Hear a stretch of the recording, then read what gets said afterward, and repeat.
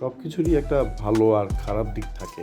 যেমন এই ড্রাই ক্যাবিনেটটা, এইটার ভালো দিক হচ্ছে আর্দ্রতা কন্ট্রোল রাখে, ক্যামেরা লেন্সে ফাঙ্গাস পড়তে দেয় না। কিন্তু এইটার একটা খারাপ দিক হচ্ছে আমি যদি লং টাইম আমার ক্যামেরাটাকে এই ড্রাই বক্সের ভিতর রেখে দিই, তাহলে দেখা যাবে আর্দ্রতা কম হওয়ার কারণে এটার যে রাবারি মেটেরিয়াল আছে বা প্লাস্টিক মেটেরিয়াল এগুলা শুকায় ঝুরঝুরা হয়ে গুঁড়া গুঁড়া হয়ে ভাঙা যাবে। আপনারা হয়তো অনেকেই দেখছেন রাস্তাঘাটে হচ্ছে রোদের ভিতর বাইক রেখে দিলে বাইকের অনেক প্লাস্টিক একদম রোদের আলো অনেক শুকায় যায়, তারপর ভঙ্গুর টেপের গুঁড়া গুঁড়া হয়ে যায়, সহজে ভাঙা যায়।